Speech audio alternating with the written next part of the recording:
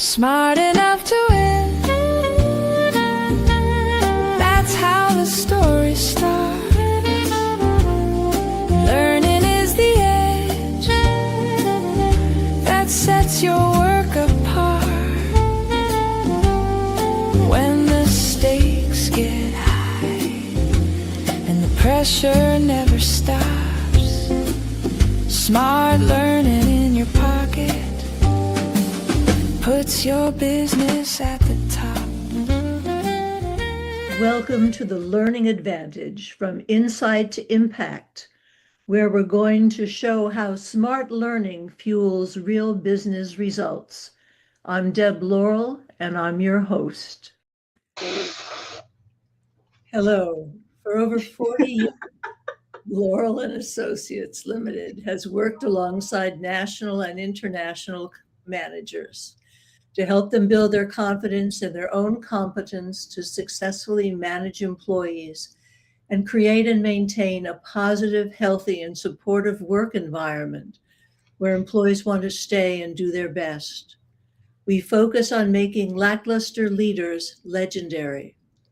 The purpose of the Learning Advantage, from Insight to Impact, is to discuss how smart learning fuels real business results.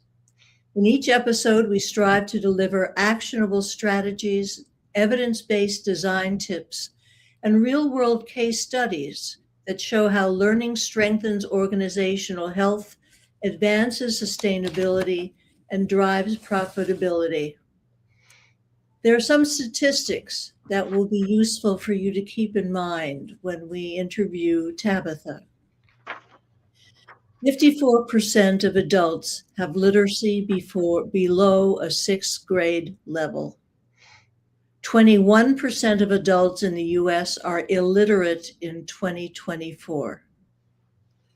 Only 22% of 12th graders performed at the proficient level or above in math, and only 35% were considered proficient in reading. 233 shootings in K-12 schools in 2025, and several other shootings at colleges and universities. 27 million victims of human trafficking, and 2 children per day per school is misplaced during dismissal. All points Tabatha feels contributes to the safety of each child. So I want to introduce our guest for today, Tabatha Barron. Tabatha is a system-driven entrepreneur, engineer, and mother of 2 young adults with over 20 years of experience building solutions that work when it matters most. She is the founder of KICS, Keeping Your Kids Safe, and KISS, Keeping Your Seniors Silver, 2 interconnected platforms designed to protect, support, and strengthen people across every stage of life. KICS focuses on child safety, ensuring children can effectively communicate their way home from school while reducing the operational and emotional risk principals and school staff face every day. KISS extends that mission into community wellness, dignity, and care for adults and seniors, because safety and wellness don't stop at graduation. Tabatha believes bias and broken systems are challenged by those willing to build differently. She lives by one rule: your vision is your dream. Never compromise it for someone else's. Welcome, Tabatha. Thanks, Miss Deb. Thanks for having me. Yes, I believe that very wholeheartedly. So often people do that. They let other people derail their dreams, and you should not do that. And you've had the dream for KICS and KISS since you were a child, is that right? Yes, I've had this on my heart for a long period of time. And at first, I really didn't know how to accomplish it or if I was going to be the right person to accomplish it. But it turns out, nope, I am it, because I think that as I've learned over the years, a lot of projects are silos. They're just siloed information, siloed for a very specific, problem. But then we don't work on some of the things that are participating or contributing to the challenge that they're having anyway, right? So it's really important for me, the reason why I've done it this way is to show the connectivity between them all and how one participates and contributes to the other, and so on and so forth. And then we can make a change when we're ready and when we recognize it as, wait, this is something I can do differently that would give me a different outcome. All right. So I'm going to get right into the questions. Let's go. When you think about learning as a competitive advantage, what does that mean in the context of your organization or your work? That I thought that question was a really good one for me, right? So I want to have, I want my users to have an amazing experience when they come in contact with our staff, right? So interpersonal skills are extremely important. And when I think about the competitive advantage, is how many times have we gone into a store or we'll just say a doctor's office and says, I really did not have a bad time making it all the way through the process. That is the advantage that I would like to have over the others, because at the end of the day, business is won and lost in the front of the building and in the back of the building. So in your front office, you'll lose business in a heartbeat. In the back office, in your checkout, is where you'll lose business as well. So if those two areas do not have the proper interpersonal skills, your competitive advantage is lost, because that's when you win people and the most compromising part of whatever the journey is, and so that's what I see for myself, and that is what I am incorporating as far as training and the impact that I want to make and set me apart from other people. I would like to be the standard and not the one that's outlier. We talk about the moment of truth when people first have that contact with whatever organization it is. And it doesn't matter who that person is. If they don't have the interpersonal skills, if they aren't welcoming to whoever that person is, the entire relationship is soured from the beginning. Yes, indeed. I remember going into the doctor's office and I was really I was not feeling very well at all. And I know normally when we go to doctor's offices, we're normally going for a sick visit. But when you're really, really sick, you just don't need the rough. You don't need the front office staff to treat you um, like an alien, or like you don't deserve the respect of because you're here, right? And I ended my relationship with that doctor for that reason. And it was that I explained it to him and he did nothing about it, and it continued. So I gave him a secondary chance, because sometimes people are unaware of what's happening. But that's why I strive to be different. I made changes into not necessarily my personality, but how I engage with people, to understand that it's not my viewpoint that I only have to consider, it's the other person's viewpoint. And when I started doing that, my life, like, things got a lot better, because I stopped making it all about me and making it about somebody else, so that I understand their point of view as well as my own, and seeing how we can cohesively make this work together. But if people aren't willing to participate in that, you're always going to have a really bad experience. And without the proper training, you're going to have this thing consistently happen, and then it's going to cost you money over time. And that's not something I believe anyone really wants. The second question is one where I think that we've kind of started talking about it. Can you share a specific example where a learning initiative moved from insight to real impact, and how you measured that impact? So I'm going to go back to my career, right? Because that's when I learned. That's when I truly understood that training, professional development, things like that were extremely important to everyday movement. We go to school K through 12, no problem. We go to school, secondary school, we finish our college degrees, no problem. We inside of that we learn how to engage and move around with other people, no problem. But when you go into your companies, they treat you differently sometimes, according to what you have been accustomed to.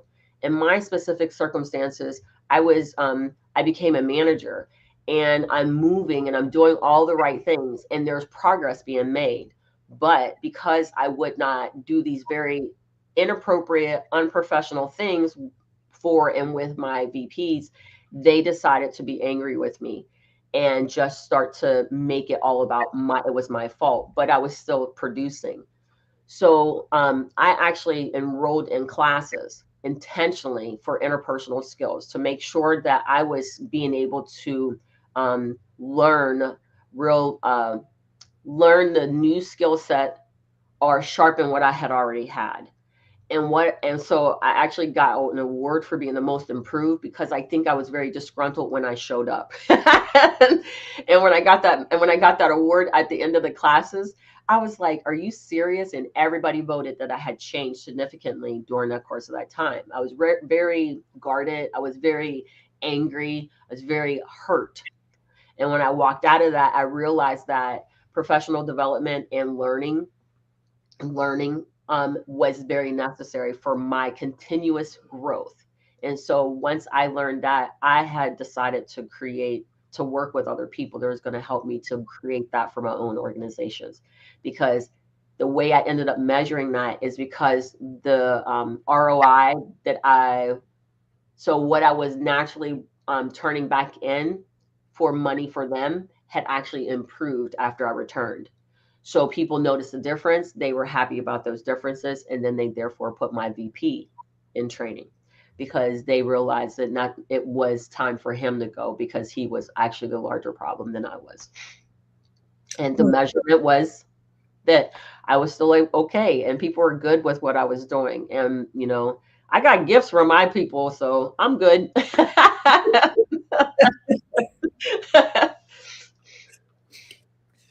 What do you see as the biggest barrier preventing organizations from fully embracing lifelong learning, and how do you think we can overcome it?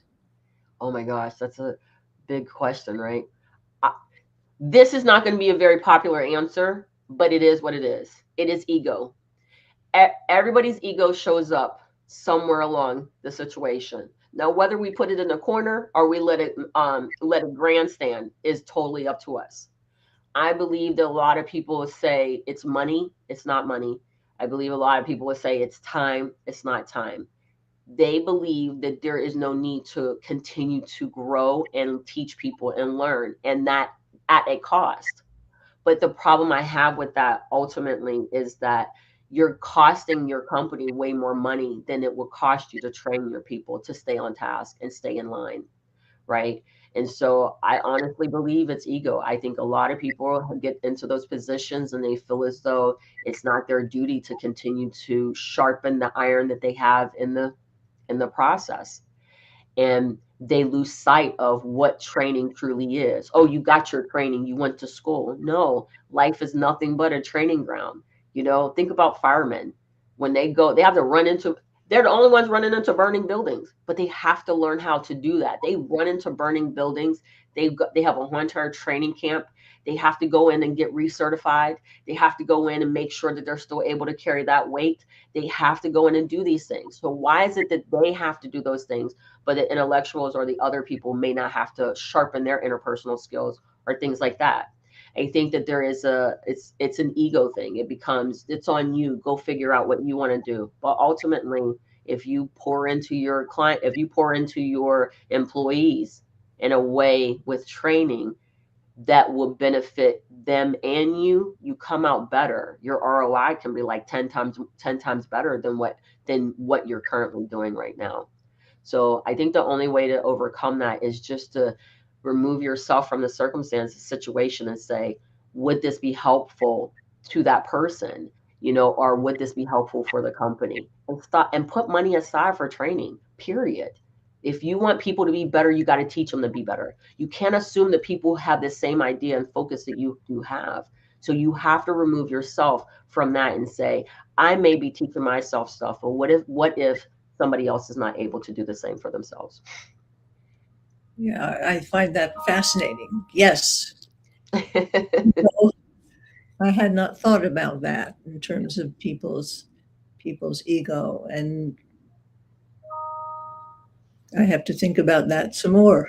Yeah, it's interesting because for first thing when people say ego, the first thing is I don't have an ego because and I was reminded we all have an ego, but like I said, some of us put our egos in the corner. You need to go sit down somewhere because you have no place here, right? Because I don't want my ego running my life. I need my ego to stay in check. I need to remember that I'm a participant in all of this. You know, I don't like playing king of the hill. I don't like running. I'm okay. I'm competitive, and I would like to be first sometimes, but being second, third, and fourth is not a consolation. It's not secondary. It's just the position that we need to be in because everybody has a role to play, and we have to stop believing that we're the beginning, the end, and all. That is not real. Amen to that. Oh, I'm rowdy. That's what I want you here. Yes. What are the top 3 challenges you will be struggling with in 2026? In 2026, it's going to be finding the right people who are willing and able to take the training and then apply the lesson to the role that I'm going to hire them for. I think moving forward in this, as long as so remember that well, you may not know, my thing is that when I hire people, they have to be the eternal optimists. They have to be those ones that, especially for the KISS program, they have to be ones that no matter what happens, when it happens, how it happens, people will be not mean to you when you come in. You can be mean because you're having pain, you're hurting, you're whatever, but we should not respond to that. So my number one challenge, I believe, is going to be the people. It's trying to find the right people who have love enough for their community and the community they serve in order for them to adopt the skill set that we will help them develop and being able to apply. Because not everybody wants to participate in friendly banter. Some people want to fight and we see more of those right now than we do see of those eternal optimists. You want to give people some context in terms of what you want to accomplish with KISS and why it's so important that those people be friendly, open, non judgmental. Right. Okay, cool. Thank you. So, KISS Community Gardening Clinic, we're working on developing all of this so that people can use the pharmacy instead of the traditional pharmacy, which means that they use the garden as a way to help improve their health as far as heart, stroke, cancer, diabetes, and food related challenges. Right. We want to be able to bring back healthy food options to food desert areas and provide medical services in the area versus them having to go to the hospital or go to the doctor's office. We'll bring the doctor's office to them, and we'll also bring them the ability to help improve their health through food because food is medicine if you use it properly. And so and if you give me a moment, keeping your senior sober is extremely important. And the reason why I love all these silver foxes out there, the men and the women, the sexy divas with all this silver hair. But here's the thing, I noticed that there was a lot of people, a lot of our silver team missing, right? My grandparents are no longer here. We got a lot of our parents, a lot of people that I know, we don't have that level that's above us. So we're losing our family members way earlier than they need to. So keeping your senior sober is just like letting them live a little bit longer. Instead of dying at 45 and 50, maybe we can keep them around until 65 and 70 or even higher, right? That's why the name is the way it is. And so my goal is that when you come into our clinic, you are received with, I'm sorry that you were so ill, but we're here to help you and we're going to support you and we're going to usher you through the whole entire process. And at the end, you'll thank us rather than curse at us for being nice to you. I'm telling you, I've seen some things. I've seen some things. In your view, what's one outdated belief about corporate learning that we need to let go of, and what should replace it? Let me say this loud for everyone in the back. This statement, This is how we always have done it. Has to be retired, burned like a book if that's what you want to do. I don't care what you need to do with it. Let it go. Change is one of those things that does not ask for permission. It doesn't ask for permission and it doesn't apologize for doing it. So at the end of the day, you have to let go of we've always done it this way, because 25 years ago, I don't think you would be able to get away with some of the stuff that, we're getting away with. 50 years ago, you wouldn't have been able to do some of the things you're doing now. So please stop digging your heels into this is how we're doing it. This is how we made our money. Reevaluate what that looks like and who it possibly can be harming. Yeah, anyone who is stuck in the past is certainly going to be eclipsed by people who are paying attention to what the needs are now and what people's attitudes and beliefs are now. That is true. Very much true. And we see that if you look at it, remember, so I think about this. I'm okay with anything anybody else chooses to do. That is their vision. That's their goal. That's their journey. That's what needs to happen in life. Okay. Everything is nothing but a training ground, to be honest. But Amazon is a very good example of this, if you think about it. So remember long ago when they said everybody needs to be able to choose, because everybody was being directed only to these certain companies. They weren't allowed to get, they deregulated the utilities so that you can shop other places. They wanted to get rid of the conglomerates, right?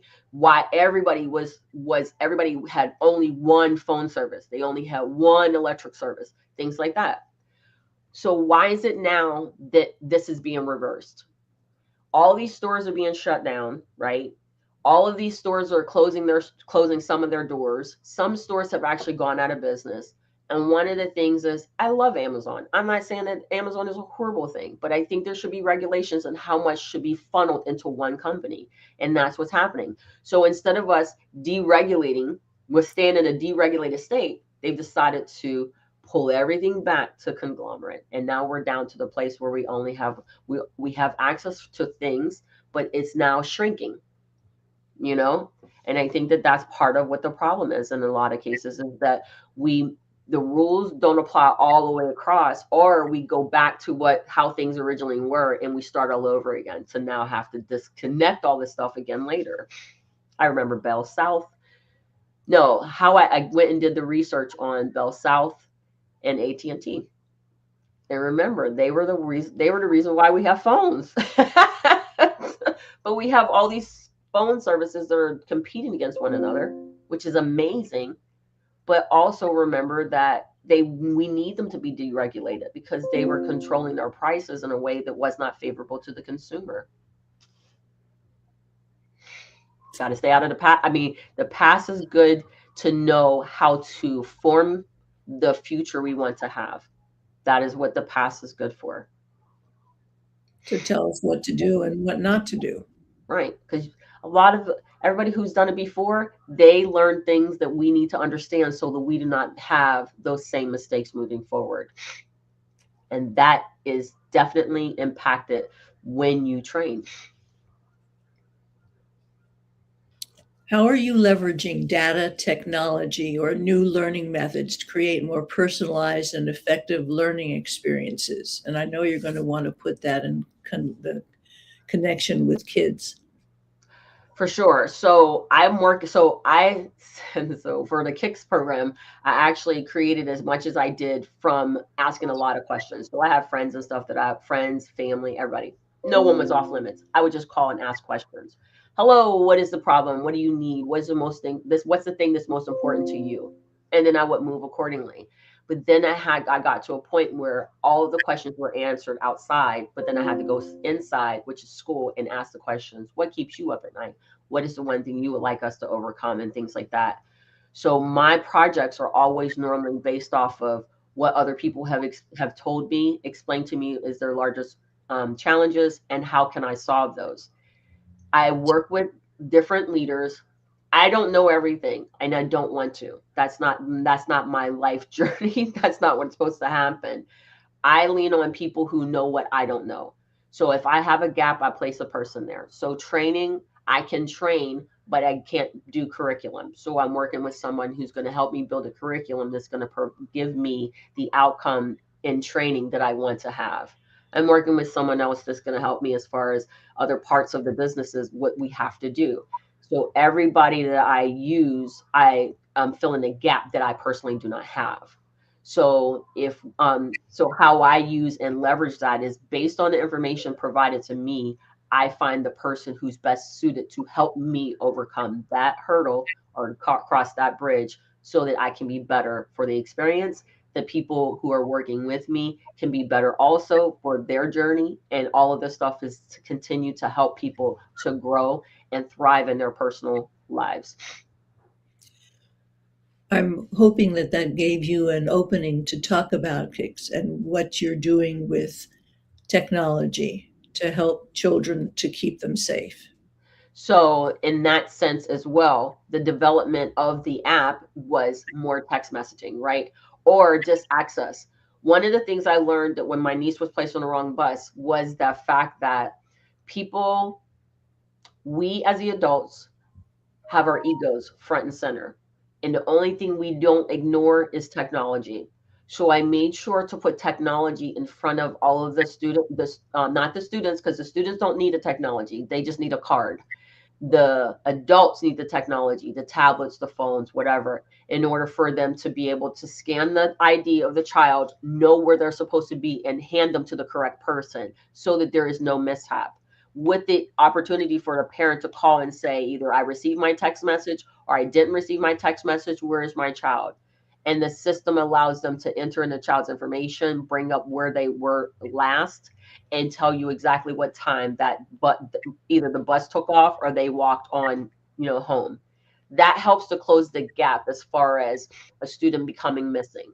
So we're just going to say our app, the child gets scanned off of an elementary school campus.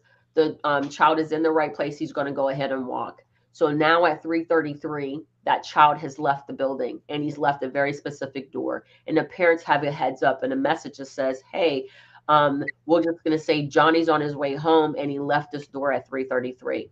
So if it takes Johnny 10 minutes to get home, at minute 15, you're at the door or on your way on the porch.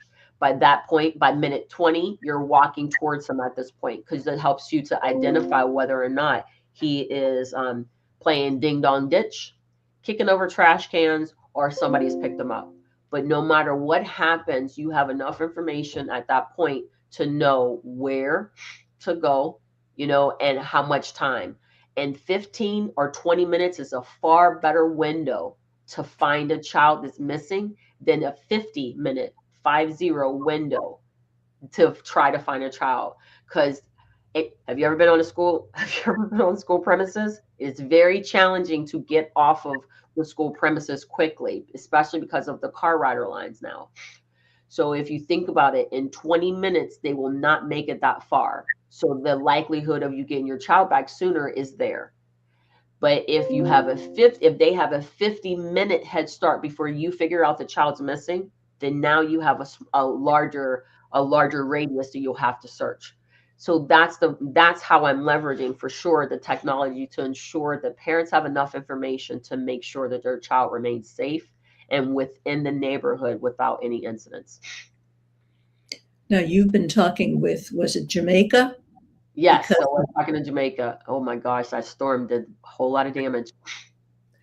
But the focus was on the fact that we've been to the numbers that you gave me, the statistics at the beginning, talking about child trafficking. Yes. So the thing about that is, and that is very important. And I'm glad that I mentioned about the 20 minutes because I remember the one story where the little girl was walking and this person was walking with her. And as she screamed out, okay, auntie, I'll come your way, type of a message. And the lady came and said, yeah, come on over. And that was a stranger. And that stranger saved her life because that man was coming to pick her up. When I was talking to Jamaica Jamaica actually mentioned, they contacted me after a period of time of not having a lot of conversations, and they said, we need to have a conversation. Why is that? Because I think at that time it was two children had died, but what had happened was they were picked up. They were picked up, and they do their systems differently. So there are people, the cab drivers were able to pick up any student. So now you have no information about who has the child, were they child safety, was it were they cleared for child safety, were they cleared to be on the school grounds? So none of that existed, and a few of the children have never been seen again. So we do know they strongly believe that they were ushered into trafficking. They were sold into the trafficking model. So the thing about that is that our software, because of the way it's set up, will give you a heads up and an alert to say, okay, so literally, if it takes them 5 minutes to get here, if they're not here by 6 minutes, you immediately can start to respond. Now you have a starting time to start from, and then you have a starting location and time. Once you have those two things, then it makes it easier to figure out how to get to them. A 5 minute radius, how fast can you run with a child within 5 minutes or 10 minutes? You can't get that far. And in a car, you can't really, people are going to start to notice your behavior. So a lot of these things our software helps to negate. It helps to improve the opportunity for your child to remain safe, because so many people have the information, and so many people have the information, so many eyes are on the same child. Okay, thank you. And I'm just looking again at the statistics that 2 children per day per school is misplaced during Yes. dismissal. And there are 27 million victims of human trafficking. And we're Correct. not talking about Jamaica, we're talking about the Yes. United States. Yes, because the United States has this slated as a $150 billion industry. Now, when I say that out loud, people are like, this is no industry. You are absolutely correct. It should not be an industry, but it is. And the reason why it's an industry is because if you can count the money, then it becomes an industry. And so the thing about it is that who's counting the money to know how much money is being accumulated through this horrible process, right? The fact that you know how much money and to know how many people are missing, that in itself is having a problem. So kicks actually, I hate the fact that we're in a situation. I hate the fact that we have to CYA ourselves and our children. But at the end of the day, it's either that or they can become a victim. Because that little girl who was quick to think and got those strangers to get that man to stop, if he'd have snatched her, what would have happened? Would we have ever seen her again? And where would she have ended up? Or how about some of those other kids that get picked up? My kids went to school with a boy who aspired to be a pimp. He was hunting on high school campuses. So you got to know that sometimes some of these people are these victims, and I don't want to call them victims, but until they're returned, they're victims. They are ushered into this industry from someone they know, whether it's their mom, whether it's their dad, whether it's a family or a boyfriend or girlfriend. It doesn't matter. Somebody's ushering them into this. And so I'm glad you bring up the statistics. So let's talk a little bit about them. The reason why I believe that all of these points contribute to the safety of a child is when you look at it, if you cannot read, if you cannot do math very well, if you're not proficient in those areas, then you are more likely to fall prey to things that you don't understand, right? So it reduces your confidence. Have you ever seen somebody who doesn't know how to read? Do they walk around saying, "Oh, I don't know how to read, I'm illiterate"? They don't. So it reduces their confidence, which means that it opens up a door for people to exploit. And now you have a new problem. And so now that person is being able to get to them. The fact of the matter is that our interpersonal skills and the things that are happening around us, the things that are the problems that we're having, is that our 12th graders are going into colleges and into the workforce, and they're not ready and prepared, and they're afraid. And with that, and most of us are writing on 11th and 12th grade levels of writing, but they can't understand anything except below 6th grade. That's a problem because that is a significant gap in communication, especially for those people you are coming to take the baton from. Then you think about the safety aspect of school shootings. Note the anxiety that's rising because kids are afraid to go to school, and they keep saying we are worried, we're afraid. This is all contributing to the whole child and their safety and well-being, reducing confidence, opening up the door for someone else to step in. And then you have, of course, human trafficking, because I'm telling you, they are hunting on school grounds. They've had principals arrested, they've had teachers arrested, they've had coaches arrested on school grounds. They were grooming and they were preparing and they were sending kids off. I don't know how else we got to do. This is all when we poke holes in people's confidence, we leave them prey for other people to exploit those holes, and now we lose. Well, getting back to the questions, which seem much less. Okay. If you could give one piece of advice to leaders who want to build a true culture of continuous learning, what would it be? Okay. Don't be afraid of change. That is the one thing. Don't be afraid to change. Most of us have left a business, left our corporate lives for because of the toxicity that existed there, or something just that no longer aligned or served us. So when we chose to leave those companies, it wasn't one day we woke up and said, "I'm done. I'm out of here. I'm not going to do this." It was a period of time, and it was a consistent drip that finally came to the place where you're like, "I can no longer tolerate or do this anymore." I would just say, be open to the change. Don't be afraid of the change. But for those business owners who walk away from those things and they recreate, don't recreate what you walked away from. Recreate what you want to have and experience, right? That is the change you should not be afraid of. Inside of corporate America, they're not going to change. They're not interested in a change. And unless they do something drastic, they are going to be the dinosaurs that will die, right? Because so many people say, no, I don't want to participate in that anymore. That's why we have so many options elsewhere. But change doesn't ask for permission and it does not apologize.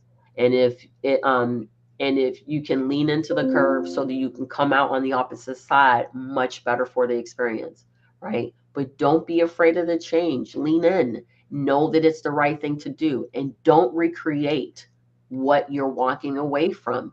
Create something that is sustainable, something that you can be proud of, and that people feel good about wanting to support. That, I think, is probably one of the most important points anybody in business, whether corporate or their own business, or even as an employee.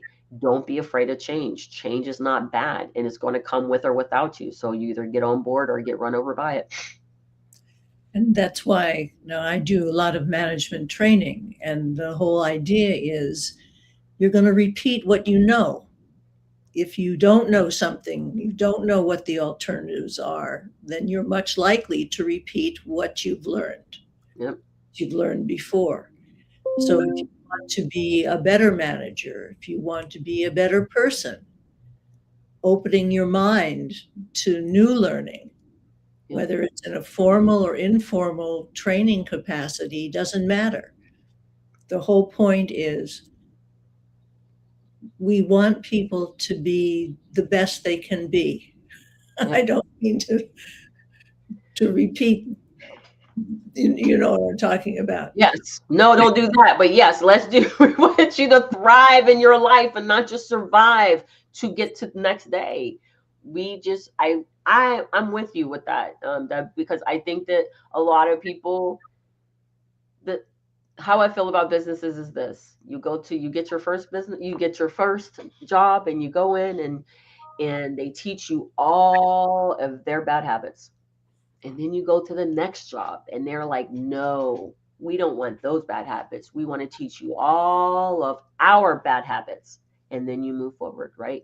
And as you go through this, you learn that, because I remember this because it happens in school. No, no, no, don't learn math like this, learn math this way. And they kept making these changes. So with or without you, change is still going to be here. We want you to thrive in your life. And here I'll make this other point. For me, I'm a little different. I know, yes, a whole lot of different. But I believe that the people that I will employ, I don't expect them to be with me forever, because what I'm going to pour into them will allow them to go and do and get a job anywhere, because that is thriving. That is getting your foundation, learning you enough to say, this is what I want to give in the world. This is how I want to live in the world. And this is the gift I want to give that world, give this world, right?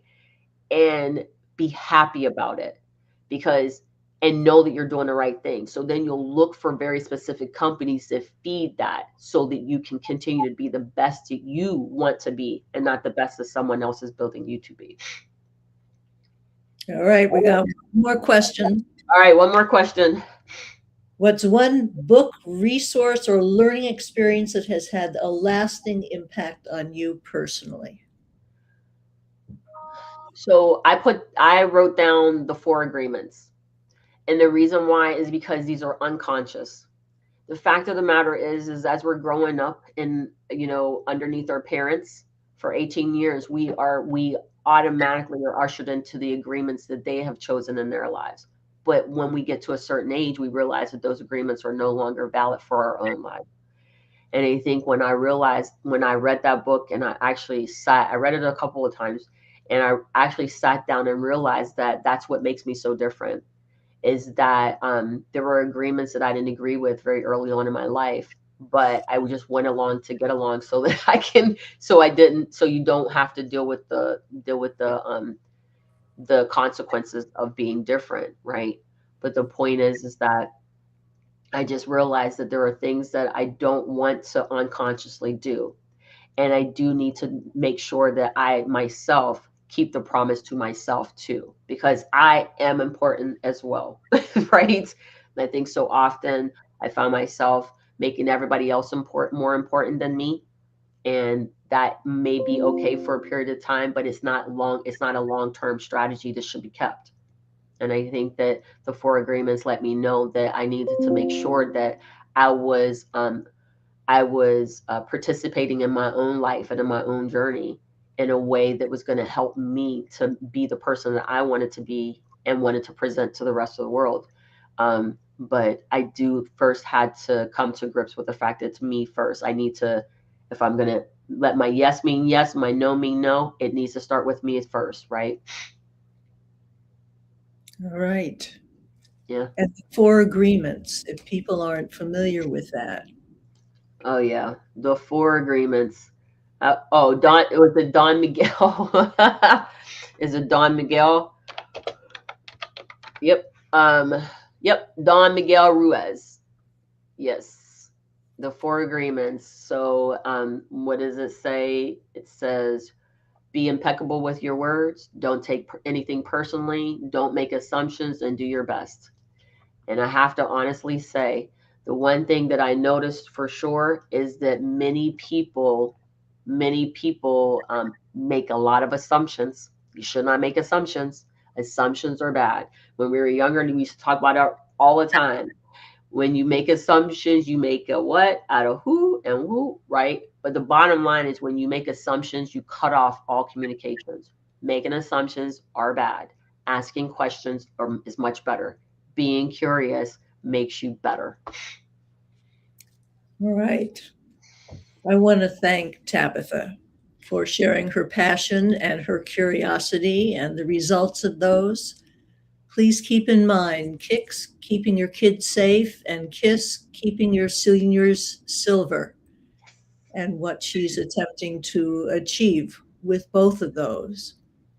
I want to thank you for listening in and participating in our conversation. I hope you've learned as much as I've learned in this session. Please join us next week on February 3rd as we meet with Karina Lindby, the founder of The Answer is Yes, an international learning and development organization dedicated to turning knowledge into measurable business impact. And please remember that Laurel and Associates is always focused on making legend. I can't remember it. Make it legend. Making lackluster leaders legendary as There you small go. learning fuels real business results. Yes. Thank you so you. much. Jessica. Thank you so much for joining us today on the Learning Advantage from Insight to Impact. We'll look forward to seeing you again next week. Every lesson, every workshop, every failed attempt you save becomes a map upon the desktop. Shows the